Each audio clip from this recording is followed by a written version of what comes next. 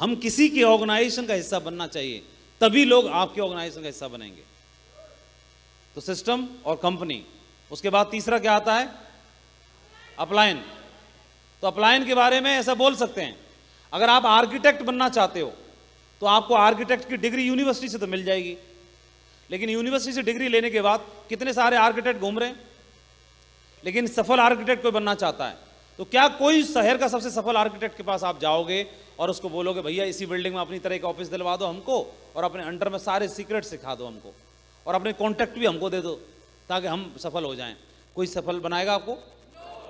कोई प्रसिद्ध हलवाई हो जिसका सब इतना फेमस हो, लाइन लगती हो, और आप गए और बोले कि भैया आपके बगल का प्लॉट खाली, इसी को दिला दो मुझे ताकि मुझे नए ग्राहक ना ढूंढने पड़े, आप भी के काट लूंगा ना इधर ही, और कैसे बनते बनाते हो सारा मुझे सिखा दो, पूड़ी कचौड़ी। कोई बताएगा? लेकिन एक वैसा आदमी होता है अपलायन जो अपने सारे राज आपको खोल खोल के दिखाता है और सिखाता है और बताता है, और वो दिल से चाहता है, इमोशनली आपसे जुड़ा होता है, वो दिल से चाहता है कि आप सफल बने, आप आगे बढ़ें, आप तरक्की करें, आप डायमंड बने, आप कैबिन पे पहुंचे, आप प्रीमियम कार पे पहुंचे, आप इतिहास बनाएं, आप आगे बढ़ें, आप स्टार बने। इस बात के लिए बोलता है। फिर कोरा दिखावा नहीं है। दिखावा क्यों नहीं है? क्योंकि इस बिजनेस में प्रक्रिया ही ऐसी है। इस बिजनेस में आपको दोनों को जोड़ दिया उन्होंने। ये आपके अपलायन हैं, ये आपके अपलायन हैं और ये आप हैं, ये आप हो गए यहां पर। अब क्या होगा? आप यहां पर हो, अब जो भी काम कर रहे हैं, ये जो काम कर रहे हैं, तो ये काम करने का एफर्ट्स इस नेटवर्क के थ्रू ही जाएंगे और इसके नीचे ही जाएंगे डेवलपमेंट के लिए। इनकी सोच, विचार, आचार विचार, प्रयास, एफर्ट्स, सब कुछ, प्रेयर, प्रार्थना, भगवान से जो कुछ है वो इन दोनों को बढ़ाने के लिए लगेगी। ये व्यक्ति जो काम करेगा, इसके काम करने के डेवलपमेंट एफर्ट्स के जो फाइनेंशियल बेनिफिट इनके लिए भी जुड़े हैं और इनके लिए भी जुड़े हैं। तो गलती से भी, अनजाने में भी ये इनका बुरा तो सोच ही नहीं सकते। अब उदाहरण के लिए आप यहां पर हो, आप हो यहां पर, तो आप अपने डाउनलाइन के लिए, आपकी एक लेग लंबी है ये वाली और एक चेक छोटी है, तो क्या लंबी लेग के लोगों का बुरा आप सपने में भी सोचोगे? प्रार्थना करोगे? तो फिर हम ऐसे कैसे सोच लेते हैं कि हमारा अपलायन हमारे बारे में बुरा सोच सकता है? तो जो भावनाएं आपके ऊपर लागू हैं वही उन्हीं के ऊपर लागू हैं। तो फिर इसका मतलब आपके फाइनेंशियल बेनिफिट भी जुड़े हुए हैं। अगर इनका नुकसान होगा तो इनका तो ऐसे ही डबल हो जाएगा, आपसे ज्यादा हो जाएगा। अब फिर समझ में नहीं आता कि इन दोनों की बॉन्डिंग क्यों नहीं हो पाती, इसकी और इसकी दोनों की बॉन्डिंग क्यों नहीं हो पाती, दोनों बॉन्डिंग क्यों नहीं हो पाती? क्यों आपस में छोटी छोटी चीजों में और एक दूसरी कमियां निकालते रहते हैं, नखरे दिखाते रहते हैं, जबकि चलना दोनों को साथ ही है। इस बिजनेस में चाह करके भी किसी को इग्नोर नहीं कर सकते, अवॉइड नहीं कर सकते, दूर नहीं कर सकते। बिजनेस में जोड़ी बना के काम करने का है, दोनों की बॉन्डिंग है। हम इस बिजनेस में जब आपको प्लान दिखाया जाता तो ये बताया जाता 2 लोग बनाने हैं आपको, तो ये बताया जाता है 2, ये आईडी नहीं भरनी, ये 2 सेंटर हैं आपके, राइट और लेफ्ट। इस बिजनेस व्यापार सेंटर में एक सेंटर ये हो गया और एक सेंटर ये हो गया। ये दोनों व्यापार सेंटर में आपको एक महारथी यहां लाना है और एक महारथी यहां लाना है। ये महारथी कभी भी ले आओ, 10 की टीम बनाने में, 100 की टीम बनाने में, 1000 की टीम बनाने में, 10,000 की टीम बनाने में, बनाओ, जब मिले तब ले आओ, एक उसी दिन से काम पूरा होगा। और यहां भी ये आईडी को भरने से क्या होता है? मुन्ना की आईडी लगा दी, उससे क्या हो जाएगा? महारथी चाहिए। और आपने जिसके साथ में व्यापार करने का डिसीजन ले लिया, तो इन दोनों की भी ट्यूनिंग बन जानी चाहिए और इन दोनों की भी ट्यूनिंग बन जानी चाहिए। जोड़ी बना के इस व्यापार को करोगे। अब आप लोग दोनों मिलके, ये और ये दोनों मिलके इस व्यापार को संभालेंगे, ये और ये दोनों मिलके व्यापार को संभालेंगे। अगर ये टिक ही नहीं पा रहा, पैर नहीं टिका पा रहा, तो इसका मतलब महारथी आना बाकी है। जब तक काम चलाओ, इससे इग्नोर नहीं करना है, महारथी आना बाकी आएगा इसी के थ्रू, आएगा तो इसी के थ्रू। ये तो बात सही है। क्यों? क्योंकि कोई, आप देखोगे कि कोई व्यक्ति स्वयं हनुमान नहीं बन सकता, तो सुग्रीव तो बन ही सकता है कम से कम। हनुमान ढूंढ के लाने वाला दे सकता है, हाँ? बोलो। तो कोई व्यक्ति कहीं पर भी किसी भी रूप में कैसे भी मिलेगा, वो आपके लिए माध्यम भी बन सकता है। तो माध्यम भी बहुत महत्वपूर्ण होता है। हर आदमी का प्रयास होते हैं, किसी के ज़्यादा किसी कम, लेकिन क्या पता किसी कम ही ज़्यादा के ऊपर भारी पड़ जाए, है ना। कम प्रयास भी भारी पड़ सकते हैं। तो ये बिजनेस बहुत पावरफुल है, लेकिन पावरफुल में क्या करना पड़ेगा, हमारे दोनों के बीच में एक ऐसी अंडरस्टैंडिंग डेवलप हो जाए तो हम दोनों के साथ मिलकर के एक बड़ा व्यापार खड़ा कर पाएं। आपको बिजनेस कितना खड़ा करना है, जैसे आप यहां पर हैं तो हम बिजनेस कितना बड़ा खड़ा करेंगे, जैसे कितनी टीम बनाओगे, मैक्सिमम बता दो, हाई जैसे इसके ऊपर नहीं। हाँ, कौन बताएगा, बताओ। 1 करोड़ की टीम बनाओगे। सच्ची मान लो या झूठी? सच्ची मान ले? चलो मैं तो सच्ची मानूं, क्यों झूठी मानूं। 1 करोड़ की टीम बनाओगे तो 1 करोड़ की टीम एक ही लेग में बनाओगे कि दोनों में? दोनों में बनाएंगे। तो कितनी कितनी मान ले, 50-50 मान ले। 50 लाख इधर और 50 लाख इधर, है ना, ये आपने मान लिया। एकदम तराजू से तौल के तो बनती नहीं है। 60-40 भी हो सकती है, 70-30 भी हो सकती है, लेकिन मान के क्यों हम छोटी बड़ी चलें, बराबर ही मान के चलोगे आप तो, है ना। चलो बराबर मान के चल रहे हैं, बाकी समय के हिसाब से जो बनेगी बन जाएगी। अब आपने 1 करोड़ की व्यवस्था कर ली, तो 1 करोड़ का मतलब क्या है, 1 करोड़ रुपए थोड़ी है, 50 लाख लोग हैं। तो 50 लाख लोगों को लीड करने की क्षमता अभी प्रेजेंट में है या डेवलप करनी पड़ेगी? तो मजाक है कि 50 लाख लोग हैं? तो ये चुटपने से 50 लाख लोग रुक जाएंगे आपके संग, हैं? ये चुन्ने मुन्ने काम करने से, जो टुच्चापन दिखाने से 50 लाख रुक जाएंगे? ये टुच्चापना दिखा रहा है, लटूरी सिंह बना घूमता है, लटूरी सिंह। इसको ये बताओ, ये बंदे को 50 लाख लोगों को व्यापार संभालना है, 50 लाख लोग एक साथ लेके चलने हैं। 50 लाख लोग, 50 लाख लोग या 50 लाख लोग, इन लोगों के साथ व्यवहार कुशलता, लोगों के साथ रिलेशन डेवलप करना और छोटी मोटी चीज़ों में सेक्रीफाइस करना, एक बड़ी सोच रखने की आवश्यकता पड़ेगी कि नहीं पड़ेगी? अब 2 में से एक काम करना पड़ेगा। देखो दोनों क्या एक दूसरे के समानांतर हैं, एक दूसरे के पूरक हैं। या तो 1 करोड़ की टीम भूल जाओ, या खुद में बदलाव करना पड़ेगा, विकास करना पड़ेगा। 2 में से एक चीज करनी पड़ेगी, नहीं करनी पड़ेगी, सही बताओ। या तो ये भूलना पड़ेगा और या फिर यहां बदलाव करना पड़ेगा, है ना, सही है कि नहीं? बोलो है कि नहीं? तो अब इसके लिए क्या हम अपने साथी के साथ, साथी कहां से, आप यहां पर हो तो सबसे पहले हम इनसे तो जोड़ी बना रहे हैं, ऊपर वाले से भी तो जोड़ना पड़ेगा। कितना बड़ा भी ट्रांसफार्मर कॉलोनी का लग जाए, वो भी तो मेन लाइन से जुड़ा होगा। तो आपका अपलायन, जिसके साथ मिलकर के आपने जो भी टीम बनाई, उस व्यक्ति के साथ जुड़ करके जो एक्टिव और ग्रोइंग अपलायन है, जो सिस्टम की बात मानता है, जो सिस्टम पर है, एक्टिव है, जो आगे बढ़ने की बात करता है, जो सीखने का भूखा है, जो सफलता का भूखा है, ऐसे आदमी के साथ भी हमारी नहीं बन सकती क्या? और जब इसके संग भी नहीं बनेगी तो बनेगी कौन सी दुनिया के आदमी के साथ? ऐसा कहां से हीरा ढूंढ के लाओगे, हैं? और हीरा ढूंढ के लाने से पहले खुद हो कि नहीं हो, पहले भी तो देखो। तो क्या हमारे अपलायन के साथ, जिस व्यक्ति के साथ जुड़कर के हमारी आईडी बनी, उस व्यक्ति में कमियां देखना महत्वपूर्ण है। देखो मैं मना नहीं कर रहा, लेकिन एक बात समझनी है, कमियां ढूंढने से पहले वो देखना है कि वो एक आदमी, साधारण आदमी है, एक ह्यूमन बीइंग है। वो क्या है, अवतारी पुरुष नहीं है। जो आपका अपलायन है वो कौन है? ह्यूमन बीइंग ही तो है। क्या अवतारी पुरुष है? साक्षात अवतार है। साक्षात अवतार नहीं है, साधारण आदमी है। और कोई अगर आपको बात पसंद नहीं आई तो इसमें प्रॉब्लम क्या है? कोई दिक्कत की बात नहीं। लेकिन मैं आपको ये देख रहा हूं कि आपके अंदर इतने गुणी आदमी हो कि उनके गुणों को देखकर आपको अवगुण ही दिखाई देता है बार बार। आपकी दृष्टि कहां पर है? आपकी दृष्टि कहां है? अगर ह्यूमन बीइंग है, हमारा अपलायन है, और उसके इतने सारे गुण हैं उसमें, तो उसके एक आध कमियां को क्यों देखते रहते हो? उसके अच्छाइयों को भी देखो। मैं ये नहीं कह रहा कि उसमें कमी नहीं है कमी, लेकिन उसके अंदर अच्छाई भी तो है। उसको क्यों नहीं देख ले रहे? दूसरी बात एक और भी है कि जब हम घर में, परिवार में स्वीकार कर लेते हैं तो यहां क्यों नहीं स्वीकार कर सकते?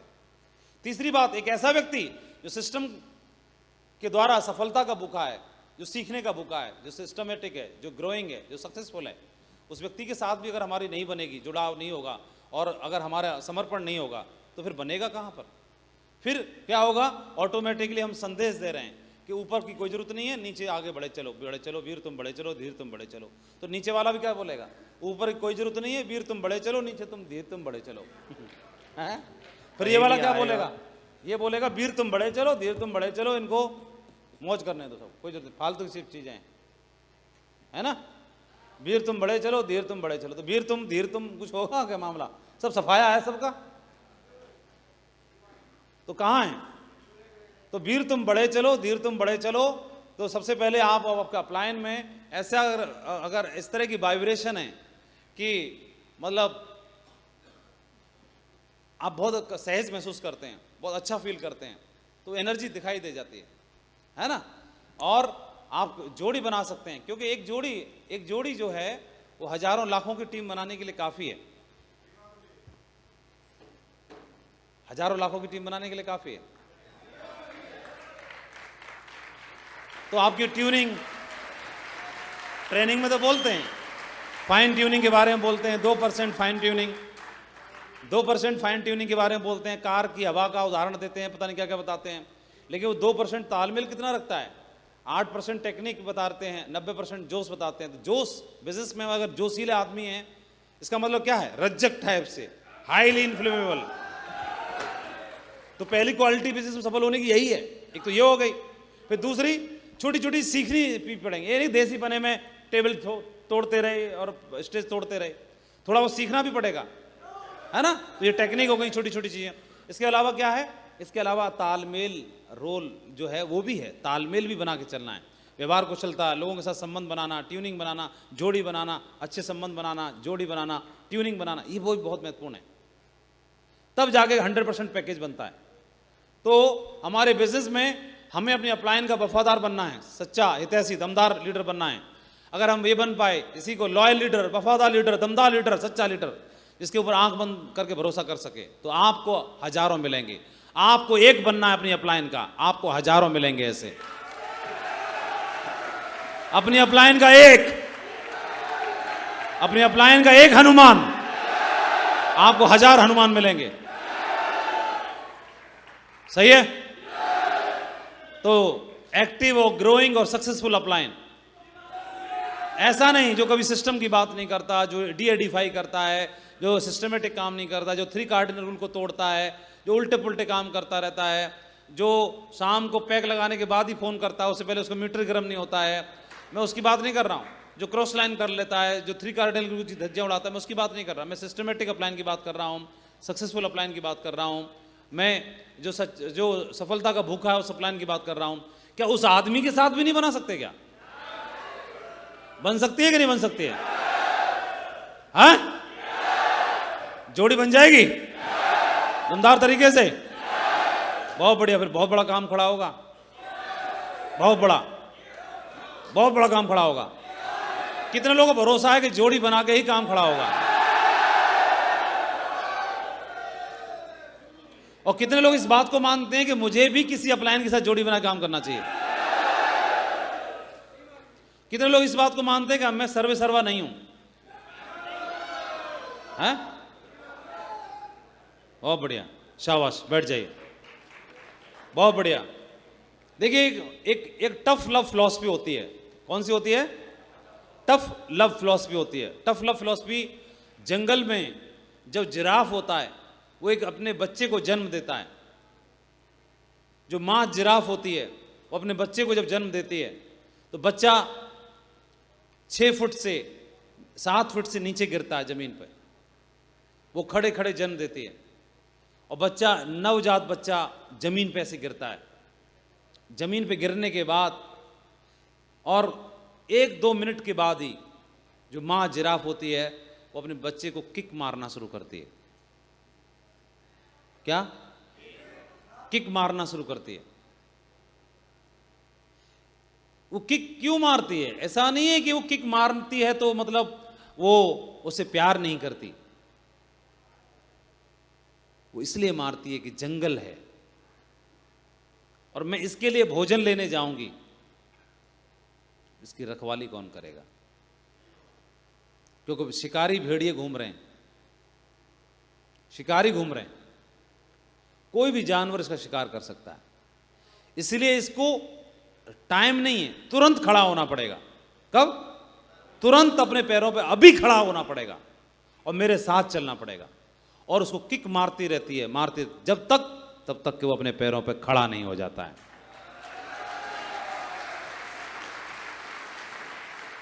Have a lot of patience and we will fail.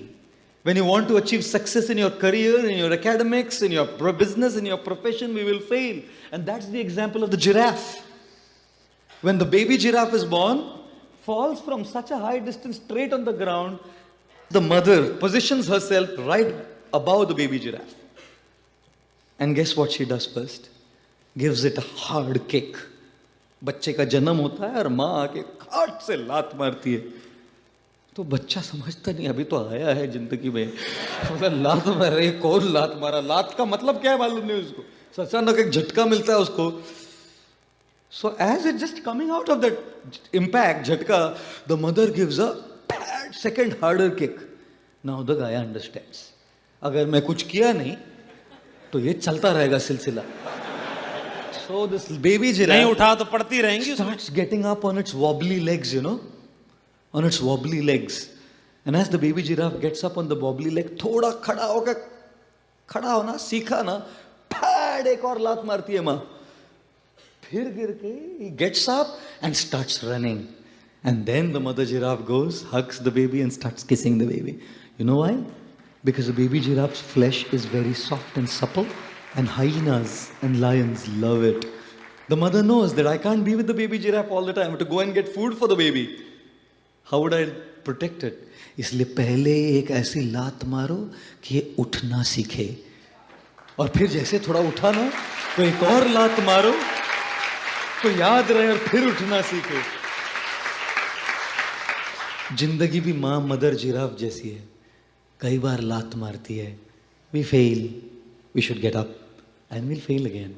We should get up, and like I always say, don't just go through life, grow through life.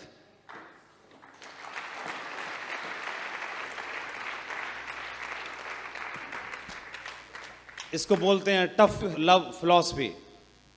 Tough love philosophy क्या है? टफ लव फिलॉसफी में कि माँ giraffe अपने बच्चे को kick मारती है, तुरंत जन्म देने के बाद नवजात बच्चे को किक मारती है.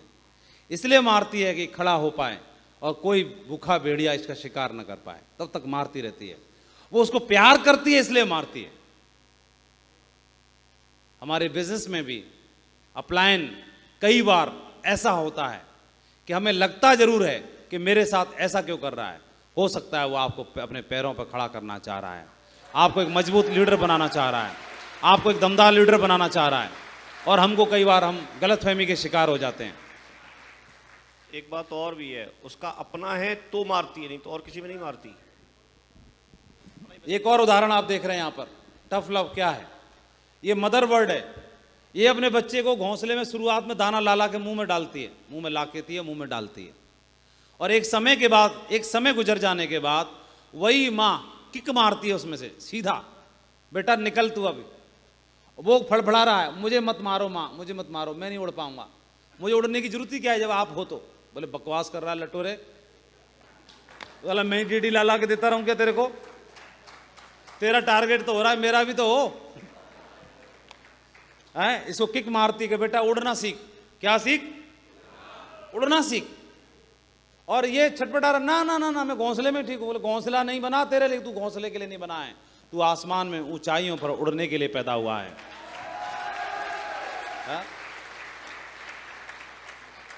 और कैसे? ये देखो, ये मदर बर्ड है जो अपने बच्चे को उड़ना सिखा रही है, और उड़ना सिखाती है. ये टफ लव है. कौन सा लव बोलते हैं इसे?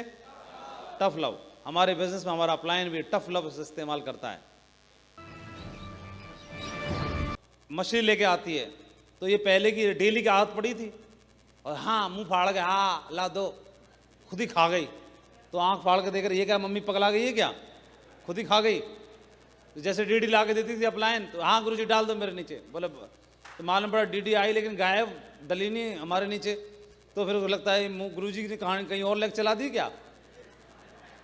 तो बोले बकवास कर रहा है, तू कब जाएगा ड्यूटी निकालने के लिए?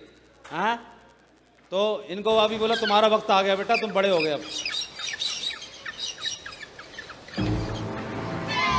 इसको बोलते तू उड़ना सीख ले और शिकार करके अब खुद ला, मम्मी नहीं लाएगी।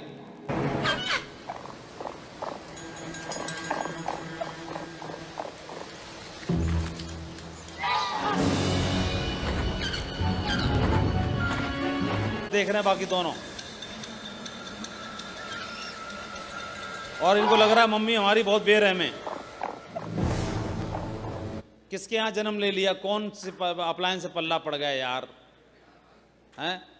तो ये दोनों मतलब इतना गाली दे रहे हैं इसको, बोले सबसे दुनिया की सबसे बेकार माँ तू ही है। बोले कौन अपने बच्चों को मरने के लिए ऐसे मुंह से पकड़ के भेजता होगा यार, ऐसे बोल रहे हैं। लेकिन सही बताओ, ये जीवन भर इसी घोंसले में बैठ के खाने के लिए पैदा हुए हैं या इनको उड़ना पड़ेगा? इसलिए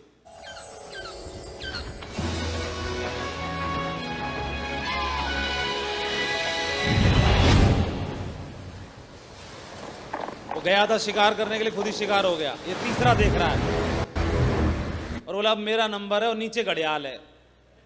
ऊपर शिकारी हैं और नीचे ये घड़ियाल है। बेटा मैं तो गया काम से, और त्राही माम कर रहा है। बोले भाग, मुझे बचाओ कैसे भी।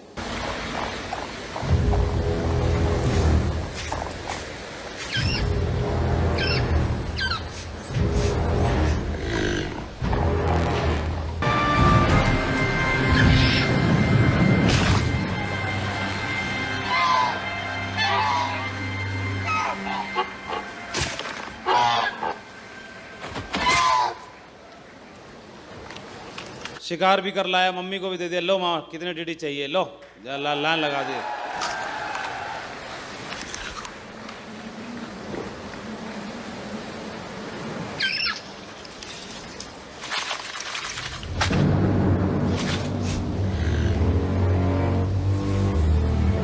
ये बोल रही एक बार और जा। सोच रही यार एक ही बार में इतना तगड़ा काम कैसे करके आ गया, कहीं तुक्का तो नहीं है? तो वो सोच रही थी इसका तो टारगेट पूरा हो गया, मतलब मेरा भी रह गया 2 ड्यूटी से। बेटा एक बार और जा।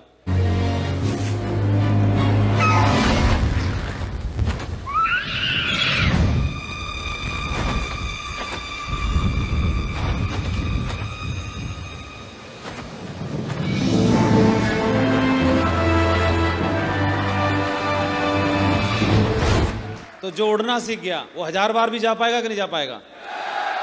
घोंसले से एक बार निकलना पड़ेगा कि नहीं निकलना पड़ेगा? तो जो पहली माँ की जो मारी हुई किक होती है उसको वो टफ लव फिलॉसफी इसीलिए कहा जाता है। माँ अपने पैरों पे खड़ा करना चाहती है।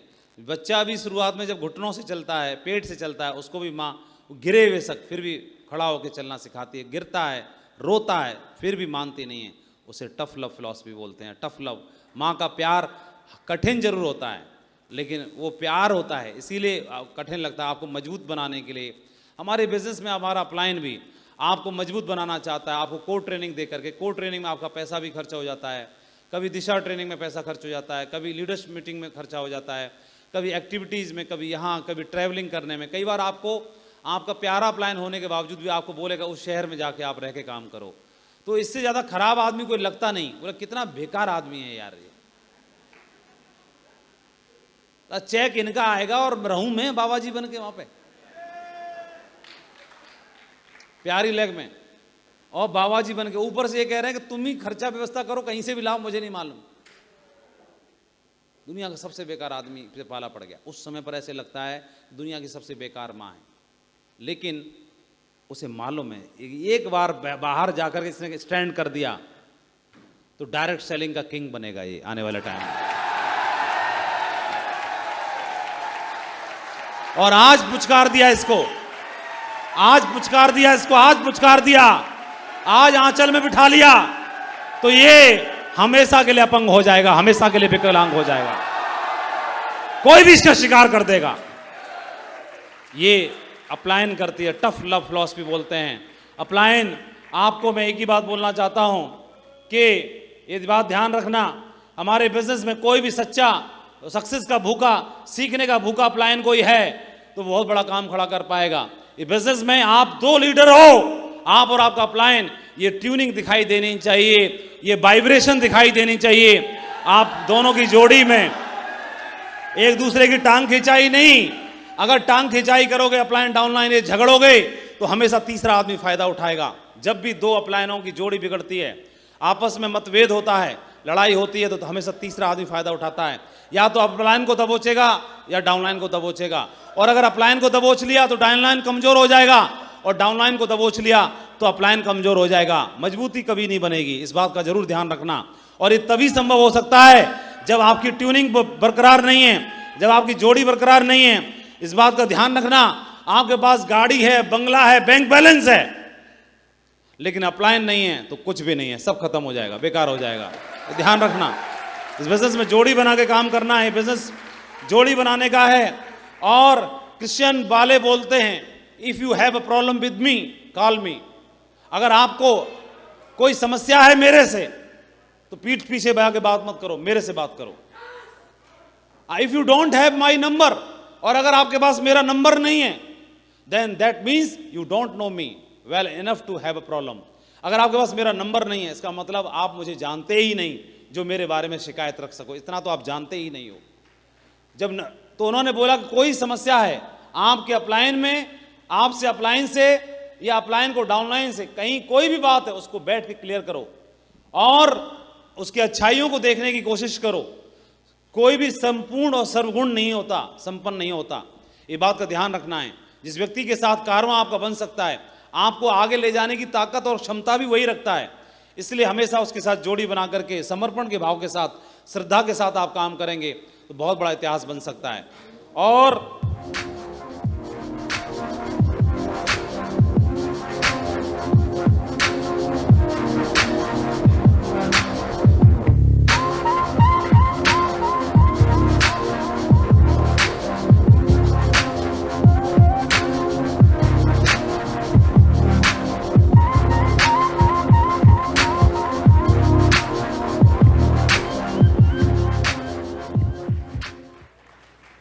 इतने सारे शेरों के मुंह से भी निकल के चला गया वो। क्यों? जब आपस में लड़ने पड़े, दूसरा कोई नहीं बचा सकता था उसको। ये आपस में ही लगे पड़े हैं, तो आपस में करके टांग खिंचाई कर सकते हैं, है ना। और आपस में करेंगे तो लेग किसी की नहीं चलनी है, और मिलके चल गए तो सबकी चल जाएगी, हैं? सबकी चलेगी, सबकी चलेगी, है ना, सब कुछ होगा। ठीक है जी। और एक्टिव और ग्रोइंग अपलाइन से बात नहीं करने से कितना नुकसान हो सकता है। एक व्यक्ति था जिनको ज्वाइन कराया, आर्मी में थे, कुछ समय के बाद में धीरे धीरे उनको सिल्वर बने, वहीं सिखाया पढ़ाया। सिल्वर बनने के बाद उनकी पोस्टिंग आ गई, वो किसी और शहर में चले गए। धीरे धीरे उनसे बातचीत होना बंद हो गई, उन्होंने कॉल करना बंद कर दिया, नंबर वगैरह बंद हो गया। और फिर धीरे धीरे वो उनकी राइट और लेफ्ट में दोनों जो टीम थी वो अपलाइन से अटैच थी। धीरे धीरे वो गोल्ड बन गए, फिर पर्ल भी बन गए। फिर धीरे धीरे उनके बात होना ही बंद हो गया, उन्होंने बात करना बंद कर दिया। फिर टोपाज बन गए, और एक दिन डायमंड भी बन गए, और फिर एक दिन वीनस भी बन गए, फिर एक दिन मरकरी भी बन गए, फिर एक दिन क्राउन भी बन गए, और एक दिन क्राउन एम्बेसडर बनने ही वाले थे। तभी अचानक से फेसबुक पर एक मैसेज आया सर के पास कि मैं अपना नाम लिख के भेजा, ये मेरा नंबर है, मैं आपसे बात करना चाहती हूँ। फिर उस नंबर पर उनसे बात की तो बताया कि मैं उनकी बेटी बोल रही हूँ।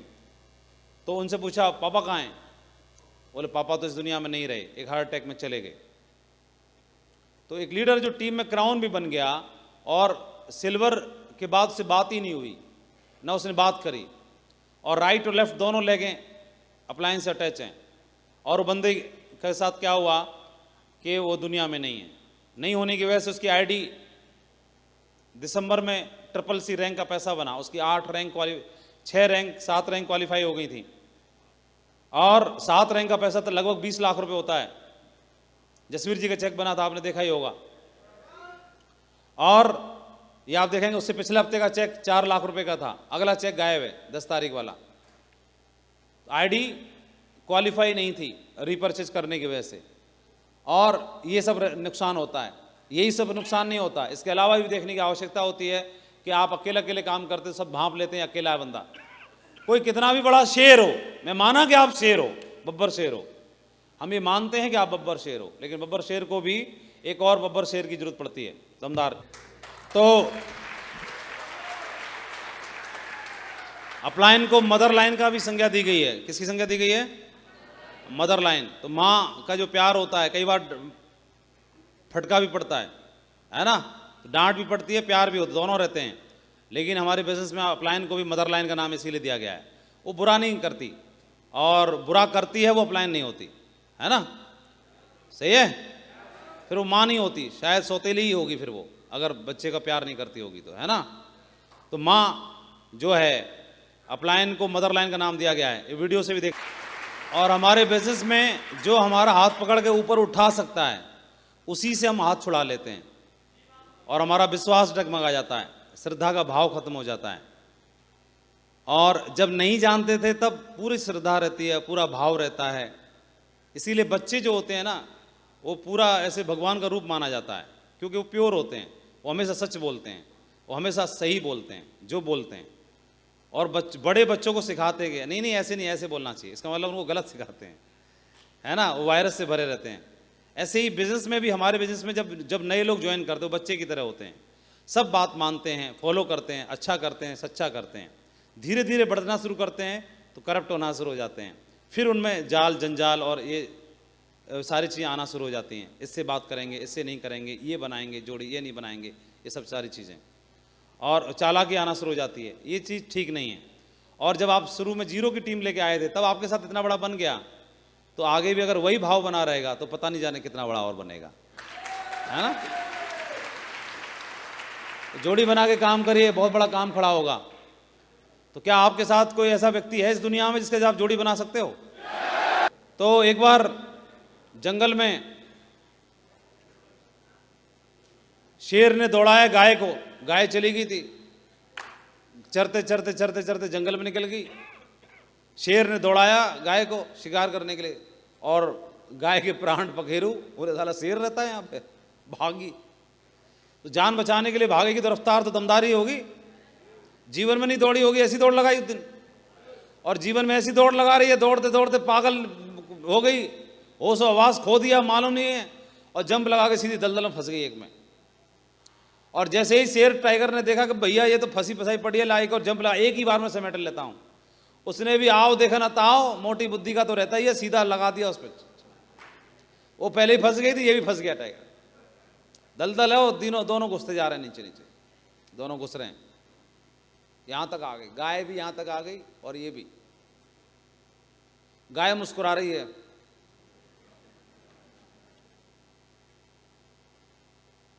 तो शेर समझ में नहीं आया, कंफ्यूज हो गया, बोले ये मुस्कुरा क्यों रही है, मेरे से तो बच गई, ये दलदल से कहां बचेगी।